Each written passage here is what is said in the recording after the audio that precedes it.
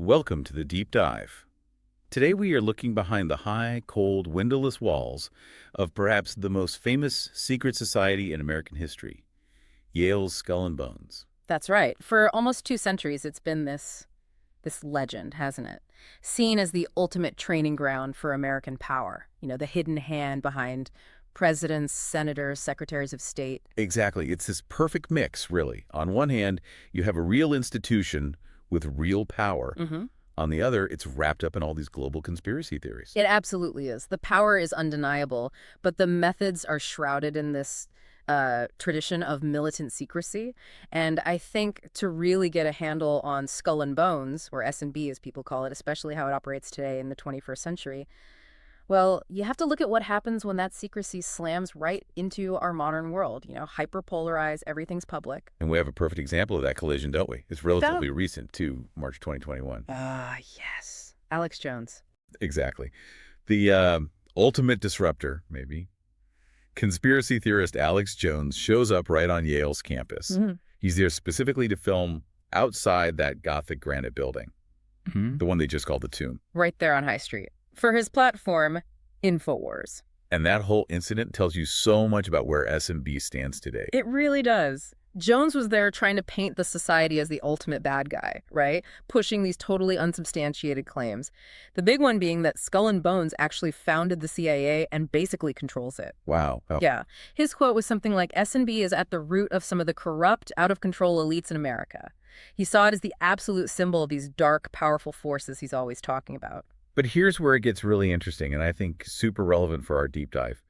The reaction he got from the students, it completely flipped his script. It did, yeah. A group of maybe 20 students gathered across the street, and they weren't shouting about the Illuminati or, global bankers. No, they went right at him about spreading misinformation, specifically about his horrible false claims about the Sandy Hook shooting being a hoax. Calling the victims' parents crisis actors. Yeah. Yeah. It shifted the whole thing. It went from this kind of abstract global conspiracy theory to a very immediate, very ethical issue about, real harm caused by lies. There's that one guy in the crowd, his quote really nailed it. I am not pro-big tax. I am pro-don't call dead kids crisis actors. Powerful stuff. So Jones, trying to expose the secrets of the global elite, ends up getting called out by this younger generation focused on basic truth and ethics in the public square. And we can't ignore the context of where this happened and when. This was peak COVID-19 pandemic. Yale had specifically asked visitors to stay away. Right. And there's Jones and his 2 bodyguards standing there totally maskless. Someone filming noted how definitely irresponsible it was, bringing that whole circus onto campus during a health crisis. Which even sparked another layer of debate, didn't it? About his right to be there at all. Yeah, you saw that nuance even within the student body. Some were like, look, he's saying a lot of problematic stuff, no question, but he's still free to walk around New Haven. It's a public space. So this one little confrontation outside the Tomb, it just encapsulates everything, doesn't it? Jones trying to uncover global secrets, students hitting back on ethics and public health rules. It shows how fractured our conversations about power and privacy are now. Exactly. So that's our jumping off point. Right. So our mission today is to move past that specific spectacle and really unpack the reality behind the myth. We want to dig into the history, the structure, the psychological stuff that creates that lifelong loyalty. The actual influence of the network, which is significant. And how it's all changing recently, how that old hierarchy is being challenged. So let's start right at the beginning, 1832. How did this thing actually get started? And how did they build the Tomb, that symbol of their power? Well, the first thing to grasp is that S&B wasn't founded by, shadowy figures in cloaks reading ancient texts. It was basically started by annoyed Ivy League students who were obsessed with status. Okay. It kicked off in December 1832. There was this dispute about who was getting the Phi Beta Kappa awards. You had these existing debating societies at Yale, Linonia, Brothers in Unity, the Calliopean Society. And essentially, there was a fight over who was seen as the most eloquent, the most successful. And when things didn't go their way, a couple of students just decided, fine, we'll start our own, even more exclusive club. That sounds about right for elite college politics. And the founders were key figures, right? Absolutely. William Huntington Russell, he was the 1833 valedictorian. And Alphonso Taft. Now, the Taft name is crucial here. Right, because Alphonso later became Secretary of War, Attorney General. And his son, William Howard Taft, became president and also a Bonesman. So that lineage of power, money, influence, it's baked in right from the very start. Yeah, baked in. And they immediately started crafting this elaborate mythology to justify their new super exclusive group. The original name was the Eulogian Club. Eulogian? Yeah, supposedly dedicated to Eulogia, who was this fictional goddess of eloquence, intellect, good speaking. You know. Okay, so making it sound grand and important right away. And Yeah. that's where the famous number comes from. 322, you see it on their badge, the skull over the crossed bones. Exactly. That number, 322, is core to their identity. They linked it to this made-up myth of eulogia, claiming it all started with the death of the Greek orator Demosthenes in 322 BC. Ah, okay, so they're borrowing the weight of classical history to give their brand new club instant gravitas. Pretty much. They leaned into the drama, the morbidity, adopted these serious nicknames. Bones, the Order, Order 322, and maybe the most famous one, the Brotherhood of Death. Catchy. And the internal jargon reinforces that whole structure, which is meant to last a lifetime. Current members are knights, alumni are patriarchs, everyone else. Barbarians. Barbarians. It's not just for show. It psychologically cements that in-group, out-group dynamic that's supposed to shape relationships for decades. And nothing screams hierarchy like the building itself, the Yeah. tomb. But they didn't always have it right. In the early days, they met in, what, rented rooms? Yeah, just humble rented rooms in commercial buildings near campus. But you have to remember, even those simple rooms were apparently a huge step up from the standard dorms back then, the old brick road dorms. Oh, I read about those. They sound pretty awful. Truly grim. Descriptions mention sagging, low ceilings, billowy floors, cracked walls, and this musty odor that just wouldn't go away. Conditions were rough. So compared to that, even a basic back room probably felt like a sanctuary, a private space away from the grime. Exactly, a secret retreat. But the tomb we know today, that windowless granite Gothic fortress on High Street that came later, and it was driven by competition. Serious competition.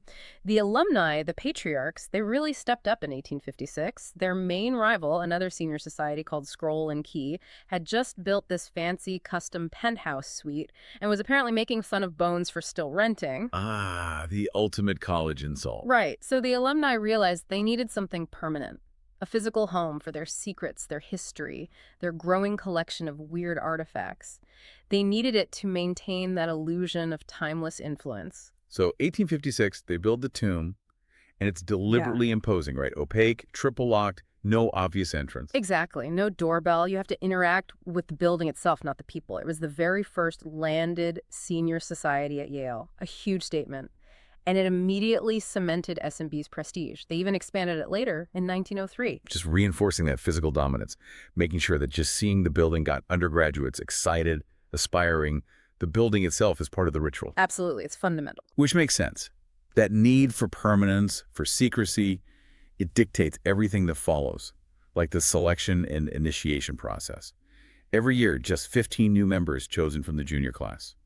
Got to keep it exclusive. And that selection process is very, very calculated. They're not just looking for the 15 smartest kids. They're trying to engineer this diverse microcosm of future American leaders.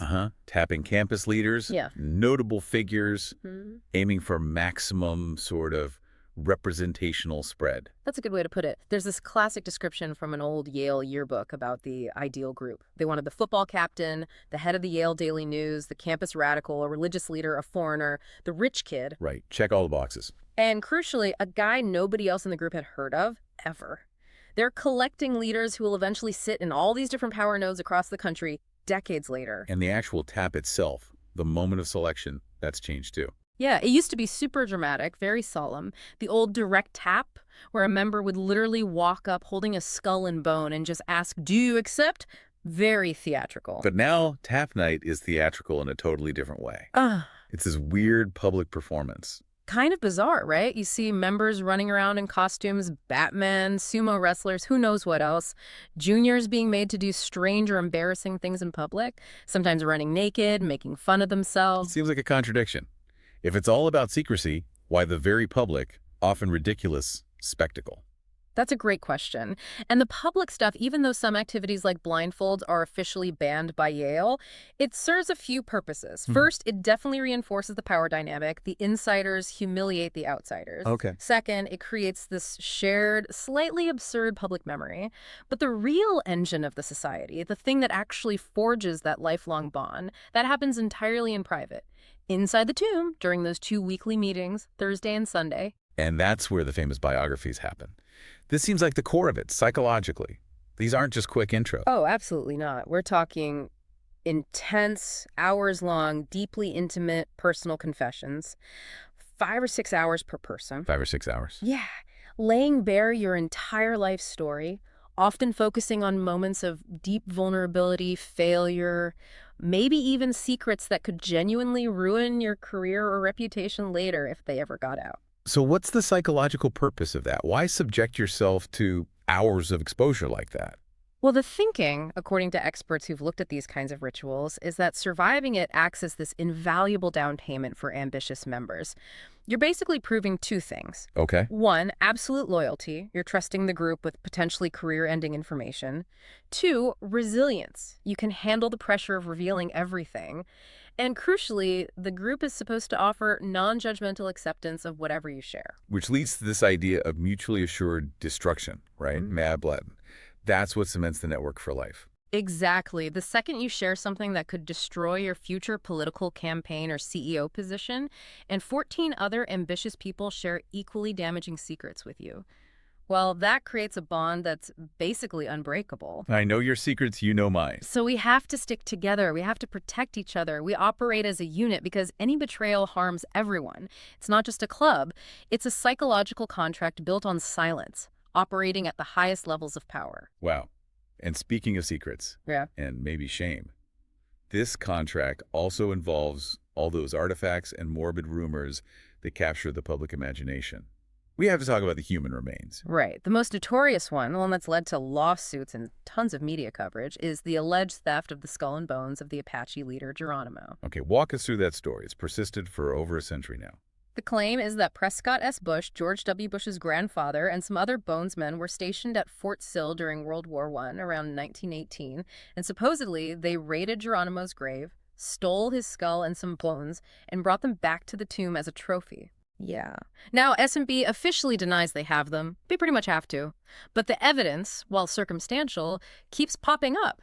There was a CBS report in 2009 that mentioned a historical letter suggesting S&B members did remove some skull and bones and other materials from a grave at Fort Sill. And that spurred Geronimo's descendants to act. Yeah. It did. Harlan Geronimo, his great-grandson, said publicly that finding that letter made him want to pursue legal action. I mean, putting aside the history for a second, just the symbolism. Yeah. Taking the remains of a major indigenous leader as a society trophy, it's the ultimate display of, well, morbid privilege, colonial disregard, something the newer generation of Bonesmen probably grapple with. No doubt. And it's not just Geronimo. There are other artifacts. Like, there's a human skull that was apparently used as a ballot box back in the 1870s. A ballot box. Yeah. That specific skull actually got cataloged and was even put up for auction in 2010. The estimate was like $10,000 to $20,000. Did it sell? No, the sale was eventually dropped. But the fact it was even considered. And then you have rumors of other things, like a full skeleton nicknamed Madame Pompadour supposedly residing in the tomb alongside the Geronimo skull. So whether these things are all true or partly exaggerated, the presence of these remains, real or rumored, just transforms S&B in the public eye. It's not just a networking club. It's this powerful, maybe slightly sinister institution that seems to operate outside normal rules, outside basic morality even. It absolutely fosters this sense of profound exceptionalism among the members. The secrecy, the artifacts, the Gothic building, the shared, potentially damaging secrets, it all builds towards this idea that S&B isn't just a college thing, it's a direct pipeline into American power. Okay, let's pivot to that network then. The undeniable influence of the Bonesmen and why it's ground zero for so many conspiracy theories. We're talking about, what, fewer than 800 living members globally? Something like that, yeah. Yeah. A tiny number. Yet they consistently pop up in the absolute top spots in government, finance, media. The concentration of power is just wild for such a small group. It really is staggering. Just look at the list. 3 U.S. presidents. Taft, George H.W. Bush, George W. Bush.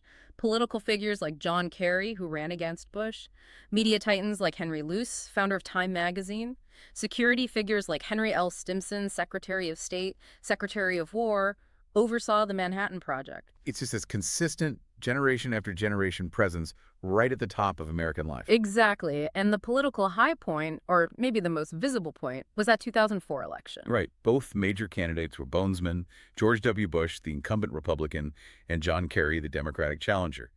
For conspiracy theorists, that must have been like, see, told you. It was the perfect storm, and it really highlighted that sort of non-aggression pact the society seems to foster. Butch wrote in his autobiography, S&B is a secret society, so secret I can't say anything more. Very helpful. Right. And Kerry basically did the same thing, refused to talk about it, said the information was secret. The fact that neither would discuss the one organization that bound them together, even while running against each other for president, it sent a really powerful message. Like, our loyalty to this transcends our public political fight. And that network power isn't just about elections. It's about who gets hired, who gets promoted. Absolutely. Bonesmen helping Bonesmen. George W. Bush, during his presidency, put at least 10 fellow Bonesmen into key government positions. And that's not new, right? That goes way back. Decades. Look at Henry Stimson again. He served multiple presidents, oversaw incredibly sensitive stuff. And who did he rely on for his closest aides? Let me guess. Fellow Bonesmen. Robert Lovett, Harvey Bundy. And when Stimson wrote his memoir, his assistant was McGeorge Bundy Harvey's son, also a Bonesman. So S&B functions almost like this instant, pre-vetted shadow cabinet for its most powerful members. When the stakes are really high, like World War II or the Manhattan Project, and you need absolute trust and secrecy, you default to people you have that psychological contract with. That's exactly the argument. And that structural reality is precisely why S&B is always cropping up in conspiracy theories. People claim it's pulling the strings globally, often linking it to other groups like the Bavarian Illuminati. Okay, let's unpack that connection briefly. The Illuminati were founded way earlier, 1776 in Bavaria. Their initial goal wasn't necessarily world domination, right? It was more about illumination through reason. Yeah, founded by Adam Weishaupt. They used ciphers, drew from elite groups like the Freemasons. But the reason they get linked to S&B, I think, is those shared structural elements. Strict hierarchy, total secrecy, and this focus on an enlightened elite making the big decisions for the world. And when you throw in the claims, like the ones Alex Jones pushes, that S&B controls the CIA, well, you get this potent, sticky narrative about a hidden few running everything behind the scenes. A narrative that taps into anxieties that go way beyond Yale. You see similar fears directed at other groups. Like the Freemasons. Sure. I mean, they had 13 signers of the Constitution as members. They do tons of charity work. But because of their rituals and secrecy, they've faced centuries of controversy, especially from institutions like the Catholic Church. Or maybe a more modern example, the Bilderberg Group. Right. Not exactly a secret society in the same way, but they bring together these incredible high-profile people, CEOs, prime ministers, media bosses, and they meet in total secrecy under the Chatham House rule. Maybe remind us what the Chatham House rule is. It's designed to encourage completely frank discussion. Basically, you can use the information you hear at the meeting, but you absolutely cannot reveal who said it or even who else was there. So maximum candor inside, maximum opacity outside. Exactly, which understandably makes people outside nervous. When the world's most powerful people meet in secret, well, rumors about them planning a new world order start flying pretty quickly. S&B, the Masons, Bilderberg, they all become focal points for these anxieties about power we can't see or control. It's interesting, though, not every Bonesman fits the powerful politician mold. You mentioned Paul Giamatti, the actor. Yeah. It's almost funny, right? He often plays these sort of downtrodden, rageful characters, not exactly elite power brokers. Definitely not. But Giamatti himself is pure elite pedigree. His father was the president of Yale, and he got into S&B. He has kind of admitted he doesn't have that typical movie star charisma. His membership sort of underlines that S&B isn't just about political power, it's about access, pedigree, making sure even cultural or intellectual leaders are part of that same exclusive network. But that pedigree, that sort of traditional, often WASP-like structure, it's been under huge pressure for decades now, hasn't it? Yeah. Let's talk about how S&B has really changed, especially recently, and how that's led to friction and maybe a decline in its unique status. Oh, the change has been dramatic. You could argue the special prestige of the big three landed societies, S&B, Scroll and Key, Wolf's Head really started to tank around 1969. Why then specifically? That's when Yale itself started becoming much more diverse, more meritocratic. The old paths of just inheriting power and status were being seriously challenged by a broader, more varied student body. So S&B had to adapt slowly. They let in their first black member in 1965, then the president of Yale's gay student group in 1975. Significant steps. But admitting women, that was the big one. That almost tore the society apart. It really was like a civil war within the alumni, the patriarchs. S&B stayed all male until 1992. When the undergraduate class of 1991 voted to tap 7 women, the backlash from the older alumni was immediate and ferocious. How ferocious. They literally locked the tomb for a whole year. They locked the building, the symbol of their secrecy and power. Physically locked it. A group of resistant alumni even went to court, got a temporary restraining order to block the women from being initiated. It became this very public lawsuit. Wow. So much for secrecy. Exactly. John Kerry was actually one of the prominent alumni who argued for admitting women, saying the society had to evolve or die. Eventually, a second alumni vote narrowly approved letting women in, starting with the class of '92, and the lawsuit was dropped. But that very public, very messy fight showed the first major cracks in the united front of patriarchs. And that ideological shift seems to have just snowballed since then. The sources say the society has utterly transformed. It really has. The class of 2020 was reportedly the first entirely non-white class in S&B history. And the class of 2021 apparently admitted no conservatives at all. Okay, that's a huge shift. It's critical. The society now seems to mirror the ideological currents of the broader elite university culture. Progressive activism is seen as a key leadership trait. So the ambition isn't necessarily to join the existing, often conservative power structure anymore. It might be to critique it or even dismantle it, ironically using the platform and privilege of S&B membership to do so. But has this shift affected the exclusivity? If everyone's starting societies? That's the other massive change. The singular prestige of S&B has definitely been diluted because there's just been this explosion of copycat societies.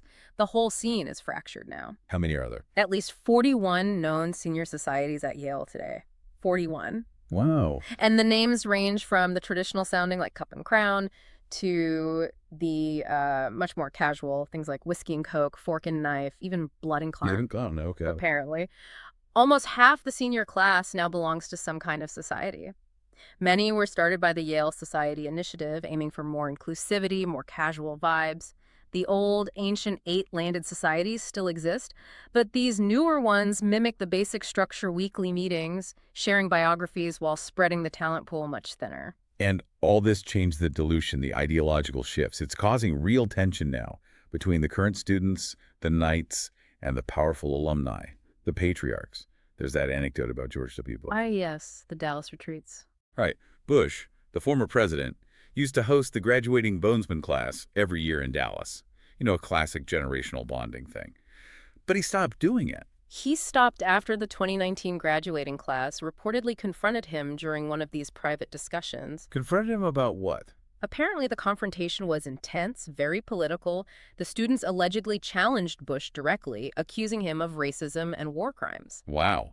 Inside the Bonesmen retreat. Yeah. I mean, think about that. The very forum designed to build lifelong loyalty and silence was used to directly attack the most powerful patriarch on moral and political grounds. It's an incredible breakdown of that core psychological contract.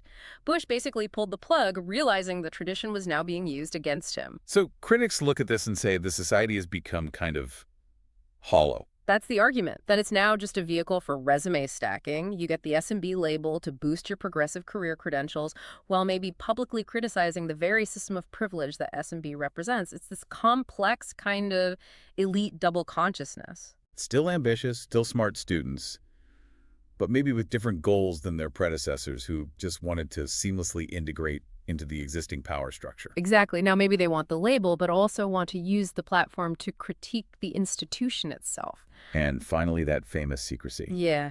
It's now making them vulnerable in new ways, isn't it? Like those fake tap calls in 2018. That was a really disturbing incident. It showed exactly how secrecy can backfire when trust is just assumed. You had these imposters calling juniors, pretending to be S&B members, conducting part of the tap process. What did they do? They'd tell the junior to hand their phone to someone else nearby, like a friend or roommate, as a challenge. Then the imposter would ask this third person incredibly humiliating, invasive, often sexual questions about the junior. Things like, how often does he have sex? How big is his penis? Just awful stuff. That's not just a prank. That's criminal impersonation, hazing. Under Connecticut law, yes. And because the real initiation rules are so secret, the juniors were apparently terrified to question it, even when the demands were degrading. They didn't know what was real. So S&B was forced to go public. They had to. They issued this rare, very strong public statement calling the fake calls dishonest, manipulative, and despicable, and threatening criminal prosecution. It just highlighted the risk.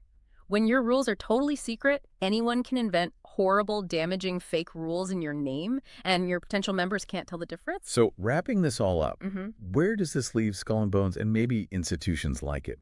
It's still clearly the epicenter of these elite power myths that hasn't gone away. Not at all. But the reality seems so much more complicated now. It's this weird mix of, yes, still incredibly intense personal bonds forged through those rituals, a generational network that is definitely still active. You see the connections. Right. But also clearly a declining unique prestige on campus, with all the copycats and these deep ideological clashes breaking out between the younger members and the powerful old guard. It's a fascinating tension, isn't it? The whole history of Skull and Bones shows how powerful exclusivity and secrecy can be in building a durable institution, one that really does train people to navigate power, hierarchy, sensitive information. Absolutely. Even if the rituals themselves might seem, campy or maybe underwhelming sometimes, that shared secret, that commitment to silence, the MAD principle, that creates real functional loyalty and power. But here's the final twist, maybe. In our current culture, which claims to value transparency and is constantly calling out inherited privilege, that very secrecy that used to be their greatest strength, now it makes them uniquely vulnerable. Vulnerable to ridicule, vulnerable to manipulation like the fake taps, vulnerable to internal rebellion like the Bush confrontation. Exactly. So if the whole point of a secret society like this was to train elites how to wield power effectively, what happens when those elites start believing the most important secret isn't what goes on in the tomb, but maybe hiding how much their inherited privilege still matters? It's the ultimate paradox. Can you maintain functional power as an elite institution if you start sacrificing the very principles, hierarchy, militant secrecy that built that power in the first place?